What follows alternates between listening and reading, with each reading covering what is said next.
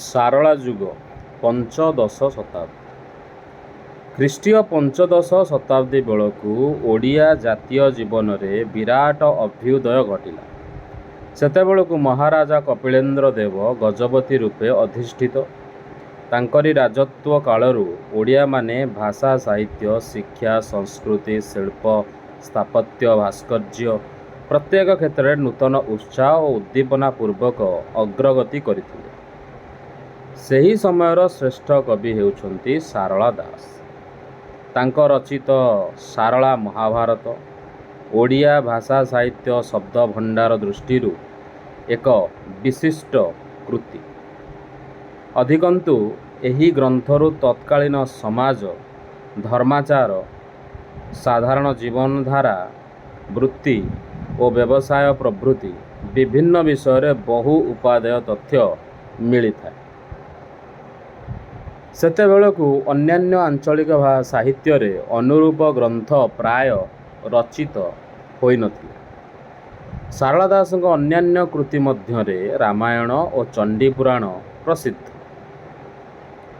ଓଡ଼ିଆ ମହାଭାରତ ଦାଣ୍ଡିବୃତ୍ତରେ ଲିଖିତ।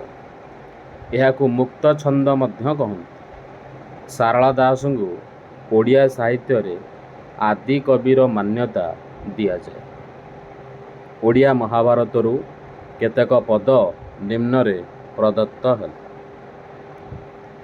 ଅଗସ୍ତି ବୋଇଲେ ଶୁଣ ବଇ ବସୁତ ମନୁ, ଜାରା ନାମେ କିରାତ ବର ଅଜପତିର ତନୁ। ଗଣ୍ଡା ଦୁଇ ଗୋଟା ଘେନିଲା ଅତି ଯତ୍ନେ, ବାରୁଣା ବତ କଇ ଆସଇ ତୋଷ ମନେ। ମଥାଏଣ ମଜୁର ଝାଲି କଣ୍ଠେଣ ଗୁଞ୍ଜମାଳି, ଲୋହିତ ବର୍ଣ୍ଣ ନେତ୍ର ଅଙ୍କେଣ ରଙ୍ଗ ଧୂଳି।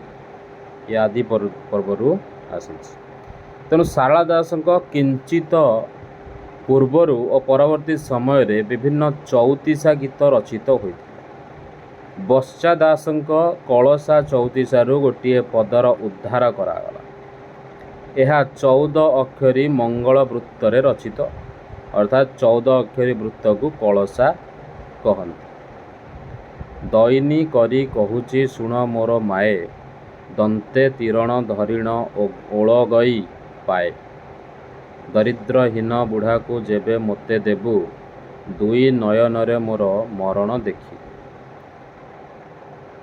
ପରେ ପରେ ଓଡ଼ିଆ ସାହିତ୍ୟରେ ବହୁ ଚଉତିଶା ଗୀତ ରଚିତ ହୋଇଛି। କ ଠାରୁ କ୍ଷ ପର୍ଯ୍ୟନ୍ତ 34 ଅକ୍ଷରକୁ ଆଦ୍ୟରେ ରଖି ଲିଖିତ ହୋଇଥିବାରୁ ଏହାକୁ ଚଉତିଶା କହନ୍ତି। ଏହା ଗୀତି କବିତାର ଅନ୍ତର୍ଭୁକ୍ତ। ବିଭିନ୍ନ ବୃତ୍ତ ଓ ରାଗ ରାଗିଣୀରେ ଚଉତିଶା ବୋଲାଯାଏ। ଭାବ ଓ ଭାଷା ଦୃଷ୍ଟିରୁ ଚଉତିଶା ଗୀତ ସରଳ ଓ ହୃଦୟସ୍ପର୍ଶୀ। ମାର୍କଣ୍ଡ ଦାସଙ୍କ କେଶବ କୋଇଲି, ବଳରାମ ଦାସଙ୍କର କମଳ ଲୋଚନ ଶ୍ରୀହରି ଏବଂ ଭକ୍ତଚରଣ ଦାସଙ୍କର କଳା କଳେବର କହ୍ନାଇ ଚଉତିଶା ଗୁଡ଼ିକ ଖୁବ୍ ଜନପ୍ରିୟ।